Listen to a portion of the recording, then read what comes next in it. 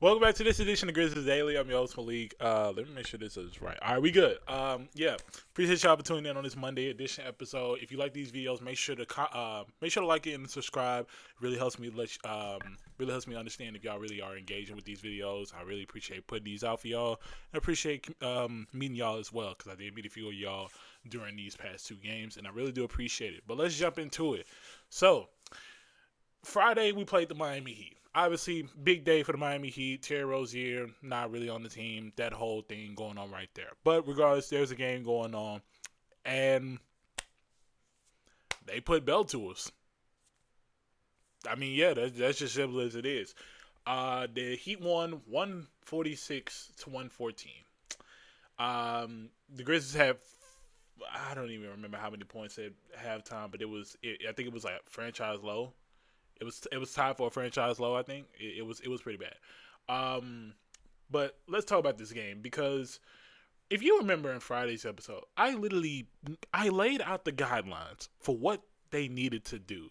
I laid out the guidelines for what the Grizz needed to do. Don't lose a rebounding battle. Don't force threes, and stop Bam Adebayo.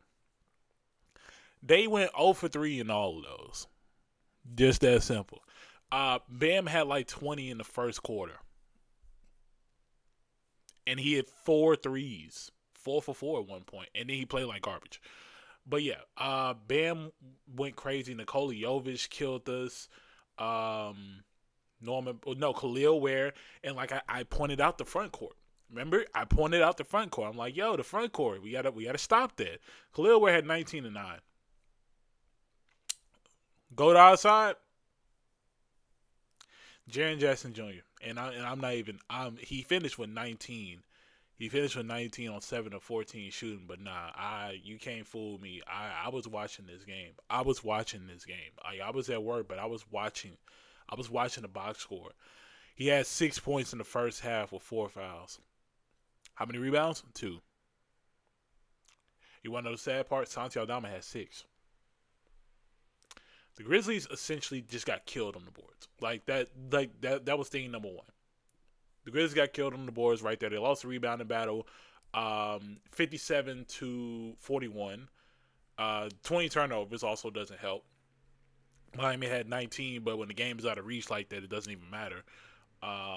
He'd had 15 steals as well. That's also something worth pointing out. Overall, and then, yeah, the force and the threes. 45 three attempts. 45 attempted threes. Why are we shooting 45 threes? Why? Like, genuinely, I don't get it. Like, Gigi Jackson came in and started shooting threes. Cam Smith, I expect to shoot threes. He just couldn't hit them. But, like, why are we shooting 45 threes? I don't get it. That's not good. Like, we don't need to be shooting these threes. Like, that's kind of crazy to me. But that's all I got on that. Friday was rough. Friday was rough, and it wasn't all the way good. So yeah, that was Friday's game. Now fast forward to Saturday's game, much different story. Much different story. A story that I actually like to see. Our rook, Cedric Coward, exploded for 27 points off the bench. 9 of 13 shooting from the field. Get this, 6 of 6 shooting from three. And it's almost like I pointed out that hey, he's figuring it out. Once he gets adjusted to it, he got it. This is what I meant. Once he figures it out, he got it. Now this doesn't mean he's a 3-point specialist, but this means he's a 3-level scorer, like we pointed out when the Grizzlies drafted him. We did say that Cedric Coward is a guy that can score in different assets of the game. So him doing that really showed me a lot, and I really, really am glad to see that he is coming into his element because he is looking like a guy that can be a future cornerstone piece for this team. So really like what I'm seeing in this game. Ja Morant, not the greatest game, but he had 19 points, eight assists. Like I said, not the greatest game, but he did what he needed to do. Jaren did bounce back this game. He scored 17 on 6 of 11 shooting. Once again, did not rebound. I almost said something, but didn't rebound. But luckily, this game, the others did step up. Jock Landale came in clutch for 8 rebounds. Santi Aldama with 8. Ken Spencer even had 6 rebounds. John Conchar with 5, and Cedric Howard with 6 as well. So really liked what I saw. And then I should also mention Javon Small has been playing very, very good lately. I like what I'm seeing from Javon Small. He shot 5 of 6 from the field, 3 or 4 from 3. Finished with 16 points and 6 assists. He looked like he controlled the bench unit, and I liked what I saw from him. Genuinely, like I think it was great seeing Javon Small come into this element, and he's doing pretty good as a 3-point shooter, which is something that, quite frankly, I didn't expect, but I like what I see. So yeah, I like what I'm seeing, especially at a time where Jalen Wells is really struggling right now. He's really struggling. Same with Kentavious Caldwell-Pope. And as while we're here, we might as well start having some uncomfortable conversations. Cedric Howard out here snatching chains. Just being real. He out here snatching chains. On our boy Gigi played 2 minutes. And Vince Williams Jr. is still dealing with injuries. I in the span of 3 games, I hate to say it, but Cedric Howard just snatched y'all chain. Like, real talk. He came in and just start putting belt.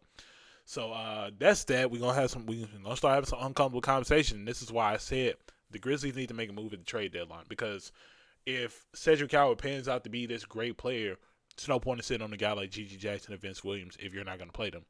So I would say, hey, go for another key piece. And honestly, if I'm being honest, I think if Cedric Howard gets to this point where he is hooping like this and Jalen Wells is struggling, I'd say throw Cedric in the starting lineup. See how it works, you know? If he truly earns it, then go for it. I mean, we're talking about a guy who's dropping 27 off the bench with a plus minus of 36. Like, those are starter numbers, and he did it off the bench. He did that in 24 minutes. So shout out, guys, Cedric Howard. They absolutely put belt to the Pacers. Scores 128 to 103. This game really wasn't close after the second half, but yeah, it was. I liked what I saw from Cedric Howard. Now, in other news, because it was something that happened yesterday. So 3 games have passed. The Grizzlies have their they have the hardship where they can sign anybody to a 10-day contract because of the amount of injuries that they have. So with that signing, and I'm actually glad to say this, they are planning to sign Charles Bassey via the hardship exception. He's a big man. He used to play for the Spurs. I vividly remember watching him a couple times. Great rim protector. He's a great rim protector. His per 36 minutes last season on the Spurs, he averaged 15 points a game on 14.6 rebounds and 2.9 blocks on 58% field goal percentage. Keep in mind, this is per 36 stats. Let me make that clear, per 36.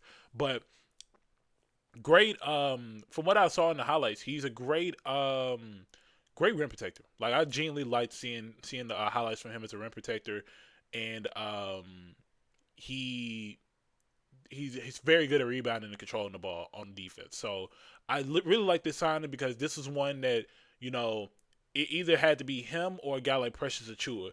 Because one thing about Bassett that I'm looking at from the highlights, because I'm looking at this tweet, he is great at tracking the ball. Great at tracking the ball. He's not a guy that swipes down so quickly. He literally waits. He has a very good knack for waiting for the ball and timing his blocks. So, yeah, I really like what I saw from. I like what I see him from Charles Bassey. And then he's a guy that don't let his size fool you, because he can go up. He can go up with anybody. Like, I'm literally seeing his highlights against the Grizzlies last year. He's going up at the rim to Santi Aldama and Brandon Clark. Like, this guy, he's a great rim protector. So really like what I'm seeing from him. And honestly, if I'm being honest, I think we get to a point where, like I said, those uncomfortable conversations, we might see a trade early on. Because if Charles Bassey gets to that point, I see a world where, you know, hey, if Brandon Clark is going to stay hurt, you might as well move on from him if you have a guy that can rim protect the ball. And I haven't really seen much as a scorer. I'm mostly looking at his defensive play. And honestly, if it gets to a point, because like I said, this is a 10-day contract, so you got like, what, 3-4 games with him? It gets to a point where it's like, man, do we really we got to open up a roster spot for him. In order to do that, you got to trade or let somebody go. So I think it gets to a point. It'll get to a point where if he plays really good, we're gonna really have some uncomfortable conversations early on in the season. So shout out to Charles Bassey. I really can't wait for him to get into this Grizzlies jersey because I really like what I'm seeing from him. He kind of reminds me of a Raptors. He kind of reminds me of when Bismack Biyombo was on the Raptors, not the Grizzlies, but when he was on the Raptors in that 2016 season, he literally earned his money. So I really like what I see for him, and I can't wait to see him in the Grizzlies jersey as soon as possible. Now, let's talk about tonight. The Grizz will be taking on the Golden State Warriors, and we already have the injury report right here. Good news. Nobody is questionable. Nothing to worry about. Ja Morant is playing. And so far, I like what I'm seeing. There have been multiple occasions where Ja has kind of, tweaked his ankle or such, but he's continued to play. And it seems like he's being consistent so far on his whole thing of what am I saying? His whole thing of trying to play as many games as possible. I mean, I don't think there's a world where he plays all 82 because I think eventually he's going to need to get some type of rest. But he's on pace to play a good amount of games. On pace to play more than 65, so I give him credit for that. But as far as the injury report goes, same people: Brandon Clark, Zach Edey, Ty Jerome, Scottie Pippen Jr., and Vince Williams Jr. The only thing I don't understand about Vince Williams Jr. injury, and this is where I'm really, really getting conflicted. So when the season started, actually, not even when the season started. So, when the season started, Vince Williams Jr. had right heel soreness through the first few games, right? During the first few games, he had right heel soreness. Then, against the Pacers, he had something called right ankle effusion. Then, against the Warriors today, he has right ankle impingement. I'm not a doctor, but I'm assuming this is like something along the lines of just dealing with an ankle sprain. So maybe that's what it is. Well, I'm not a doctor, so I have no idea what any of this means. I just find it weird that his injury is changing by the day. You don't usually see that. So that was something that's weird. As far as the Warriors, I do believe they are without. They're going to be without. What's his name? Al Horford. They're going to be without Al Horford. So if you don't have a veteran like him, it gets to a point where you definitely need to control the rebounds. You have to control the rebounds, especially against a team like Golden State, because one thing that Golden State is very good at doing, it is second chance possessions. Because one thing about it, that ball is going to get in Steph Curry's hands. It's going to get into his hands, and he's going to give you trouble. So Grizzlies really need to control the rebounding battle. And one thing about it, really get a knack on the offensive rebounds, because last thing you want is a point where the Warriors are killing you on the fast break.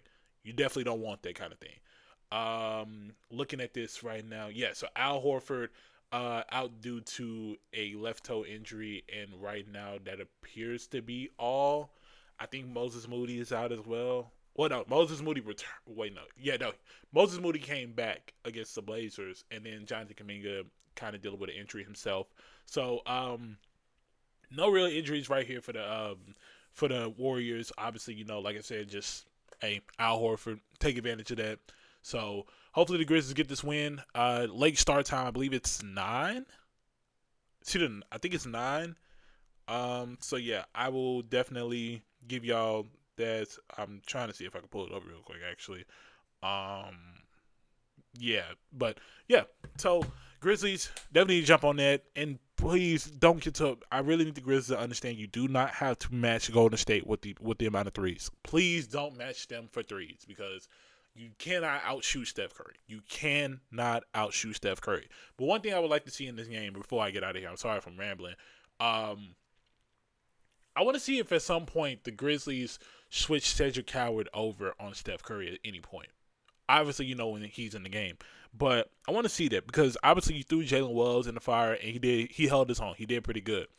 I want to see if Cedric Howard do the same. I want to see how well of a defender he can be against a guy like that. It's very good building for him as a player. So I'm really, really looking forward to seeing that if they actually do go through with it, because I think Cedric Howard is the real deal, and he's proven that. So he's making a good rookie of the year case right now. So hey, we need all the tools we can get. Can't wait.